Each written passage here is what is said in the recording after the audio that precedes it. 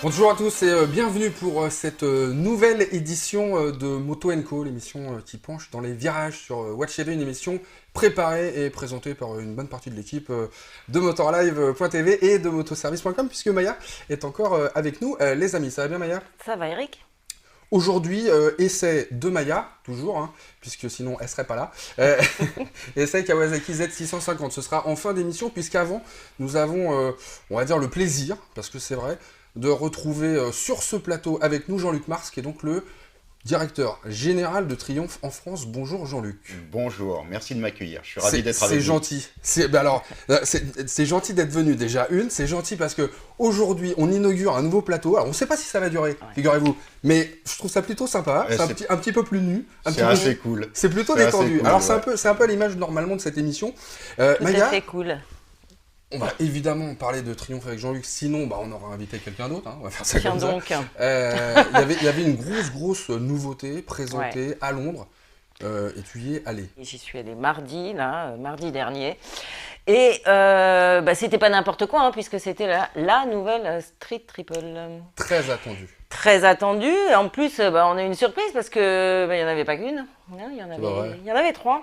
Oh là, ça n'avait pas Trois fuité. Street Triple. Alors, bon, un modèle d'entrée de gamme, enfin, dans la gamme Street Triple, on va dire, la modèle S, une R et une RS. C'est quoi les différences Oh bah écoute, vite fait, hein, Ouais, pour faire rapide. schématiquement. Donc, le moteur 675 a été porté à 765 cm3 exactement. La S a deux modes de conduite et l'antipatinage déconnectable. Moteur d'une certaine puissance, 113 chevaux, voilà. La R, suspension et frein optimisés, moteur un petit peu plus puissant, 118 chevaux, et 4 modes de conduite. Et la RS, alors là, c'est le top du top, c'est le sport à fond, hein, pour aller sur piste avec frein, suspension vraiment très premium. Moteur le plus puissant, 123 chevaux, 5 modes de conduite dont un mode track, enfin bref, voilà, le top du top. Plus on augmente aussi en puissance, en performance. Voilà, c'est ça. Donc la question que je voulais poser à Jean-Luc, ici présent, c'est pourquoi 3 modèles? Alors, la réponse est assez simple, c'est que depuis le boom du roadster de moyenne cylindrée, qui remonte quand même maintenant à quelques années, les modèles ont beaucoup évolué, avec phénomène typique dans l'évolution d'un segment, de plus en plus de spécialisation, avec des catégories, des sous-catégories qui se sont créées, des niches, et il fallait répondre à la concurrence. Ça, c'est la première raison. Et puis, la deuxième raison, c'est que la Street Triple, qui a quand même eu un succès incroyable dans le monde, mais en France en particulier, plus de 20 000 machines vendues en 9 ans, s'adresse à un public très large. Et que tout le monde n'a pas forcément les mêmes priorités, les mêmes attentes, le même niveau de pilotage, le même budget aussi. Et que pour répondre à un panel de plus en plus large de clients, on a fait le choix d'avoir non plus 2 modèles dans la gamme Street Triple, mais 3, en osant une version très haut de gamme, très performante, avec la RS, qui est quasiment un nouveau segment au sein de cette grande catégorie du roadster, on l'appelle moyenne cylindrée, même si la cylindrée commence à devenir conséquente. En général, quand on fait plein de versions comme ça, assez fréquemment, c'est la version la plus haute qui marche le mieux. On voit ça souvent chez les concurrents, hein. Si on ne prend pas toutes les options, on a souvent peur qu'à la revente, ça soit un petit peu plus difficile de la revendre.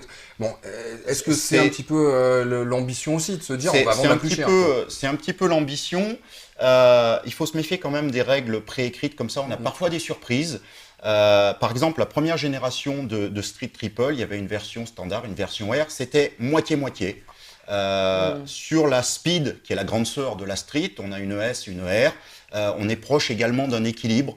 Par contre, sur d'autres gammes au sein de la gamme Triumph, effectivement, on a parfois des distorsions très marquées où, effectivement, en général, sur l'Explorer, la demande est beaucoup plus forte sur le très haut de gamme. Donc, effectivement, on est là en ce moment dans la période un petit peu excitante où on essaye de sortir les antennes, de consulter les concessionnaires, de discuter avec des clients. On a fait évidemment notre travail de marketeur en amont, on a beaucoup discuté avec des clients, des utilisateurs. On essaye d'avoir la boule de cristal la plus fiable possible, mais il y a toujours des surprises. Et bon, ça fait le sel de nos métiers aussi, de s'adapter, de savoir réagir rapidement à ce que le marché nous demandera. Et alors moi, il y a une petite question aussi que je voulais vous poser. Bon, on a eu des teasers sur cette street Oui. qui nous ont bien excité les papilles. Il était question d'une révolution et que les rues ne seraient jamais plus comme avant. Bon, je m'attendais à quelque chose d'un petit peu plus révolutionnaire. Alors, on n'a pas parlé de révolution. On a parlé d'une moto qui allait redéfinir les standards de la catégorie. On peut le dire autrement, on a envie de remettre l'église au milieu du village, parce que la street a quand même été une machine qui a, quand elle est sortie, a révolutionné un peu le segment, parce qu'elle apportait, en termes de performance et de plaisir, un nouveau niveau de plaisir, de performance. Et on a voulu redéfinir la street et redéfinir de nouveaux standards. Et il y a un travail considérable d'optimisation qui a été fait. Alors, ce n'est pas une révolution, mais on n'a jamais dit que ça serait une révolution. C'est une évolution majeure avec comme mot d'ordre les performances et le plaisir. Et quand on parle de plaisir à moto, on parle du côté intuitif de la moto, c'est-à-dire que la moto devient le prolongement de son corps, et le côté explosif, parce que c'est ça qui nous donne la banane, on va parler de façon triviale. Et donc, on a énormément travaillé sur le poids. On arrive à baisser le poids de la moto de 2 kg quand on sait l'augmentation de performance et le niveau de technologie maintenant sur la machine, c'est quand même une sacrée performance. Et on a évidemment beaucoup testé la machine face à ses concurrentes également, et on a cherché à avoir la moto à la fois la plus performante du segment et celle avec laquelle on a le plus de plaisir à rouler. Un petit trail à partir de ça, c'est possible? Tout est possible, on verra s'il y a une demande. L'autre aspect des choses, Maya, c'est que la street, quelque part, c'est en train de devenir une icône dans notre gamme. Elle est là depuis 10 ans. Comme je le disais, elle a 20 000 fans passionnés en France. On ne change pas une icône, on la peaufine, on l'améliore sur quelques points, on la modernise. On peut se rappeler de certaines réactions parfois très virulentes quand on a, par exemple, passé les pots de sous la selle à dessous le moteur, ce qui en matière d'agilité et de centralisation des masses est le seul choix réellement possible quand on veut vraiment optimiser une partie cycle. Mais voilà, ça avait déjà fait beaucoup parler les motards, les passionnés. Et voilà, cette moto, elle évolue, elle garde ce qui pour nous est important, c'est-à-dire un mélange subtil entre élégance et agressivité. On peut faire de l'agressivité à outrance, mais souvent on sacrifie l'élégance. On peut faire très beau, très pur, mais sans avoir le côté un petit peu méchant d'un Street Fighter. Voilà, on a cherché ce point d'équilibre parfait, mais on n'était déjà pas très loin sur la version précédente, donc là, on est sur l'évolution. Il y a la petite concurrente dont on va parler dans quelques secondes. C'est une vraie concurrente, selon vous, une Kawa Z650, par rapport à une moto comme celle-là? Alors, on s'est un peu éloigné de ce segment, puisque ce concurrent en particulier a dans sa gamme des motos qui sont plus directement en face de la Street Triple. Par contre, le fait que les roadsters de moyenne cylindrée soient montés en cylindrée, puisqu'il y a 10 ans on parlait de 600 cm3, aujourd'hui on est à 800, ouvre en fait un nouveau territoire pour des motos très intéressantes, autour de 650 cm3. C'est clairement un segment que l'on suit de très près parce que c'est intéressant. Jean-Luc, ce que je vous propose, c'est de revenir la semaine prochaine, si vous voulez bien. Avec grand plaisir. Moi, j'aimerais qu'on puisse parler de la gamme des modernes classiques, la bobber qui est arrivée, que j'ai essayé. On verra ça la semaine prochaine. Est-ce que vous voulez revenir? Avec plaisir. Est-ce que vous voulez rester encore un petit peu? On regarde bien volontiers. On regarde les images de la Z650. On revient juste après. C'est parti, les amis. Allez.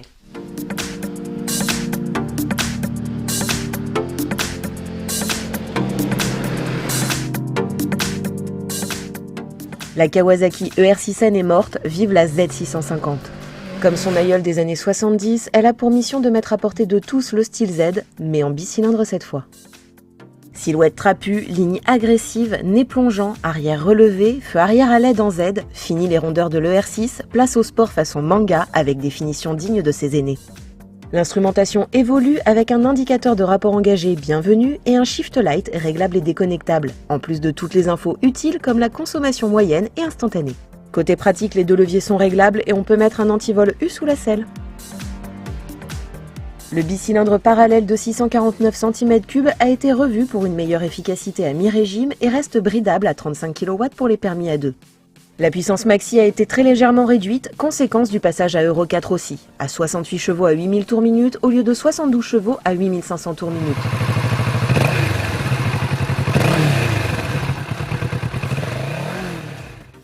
Mais le couple maxi est plus élevé à un régime inférieur, à 65,6 Nm à 6500 tours minute au lieu de 64 Nm à 7000 tours minute grâce au travail sur l'admission et l'échappement. Le poids c'est l'ennemi. Cadre et bras oscillants ont été retravaillés en profondeur. La Z650 ne pèse que 187 kg tout plein fait, 19 de moins que le R6. Ajoutez à cela une hauteur de selle abaissée de 805 à 790 mm et vous voilà sur une sylphide. Dommage collatéral, le réservoir a perdu 1 litre de contenance avec 15 litres et on regrette aussi que les poignées passagers se soient envolées. Si l'angle de chasse a été réduit de 25 à 24 degrés pour plus de vivacité, l'empattement n'a pas bougé à 1410 mm. Et fini l'amortisseur sur le côté droit, il a migré en position centrale et peut enfin adopter une fixation sur biellette plus efficace. Le reste de la partie cycle n'a pas évolué, la Z650 reprend à l'identique fourche, jantes, freins et taille des pneus de l'ER6, une très bonne base à laquelle s'ajoute l'ABS Bosch 9M de série.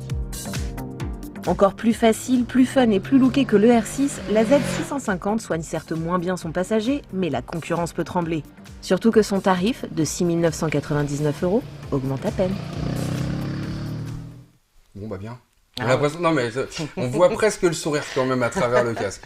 C'est vrai ? Ouais, non, c'est vrai que j'ai... Bon, personnellement, déjà, j'ai adoré la moto, et puis... Il n'y a pas à chier, hein, si on va s'exprimer vulgairement. Bon, ben voilà, c'est bien fait et ce sera certainement un carton. Ça va marcher. Le moteur, ils ont vraiment bien fait évoluer la bonne base qu'ils avaient. Le prix, ça va. Le prix, ça va, 6 999, voilà, hein, on peut pas franchement en demander mieux. Et puis l'ensemble, quoi, l'ensemble de la moto, les suspensions, l'amortisseur, ça a été amélioré aussi. La réactivité moteur, la disponibilité de ce Twin, c'est juste génial. Et puis maintenant, c'est une Z. Oui, alors en plus, t'as le côté Z. Le Sugoi, tout le monde n'aime pas. Hein. J'en ai mangé un petit peu trop, moi, d'ailleurs. Alors, on disait dedans, la concurrence va trembler. Alors, la concurrence, elle tremble ou pas face à une moto comme ça ? Bon, encore une fois, on ne joue pas tout à fait dans ce segment-là et dans cette cour-là. Plus dans le Moto 2, mais non on peut imaginer que les concurrentes directes puissent se faire du souci. Ouais. Bah oui, parce que ça marche bien.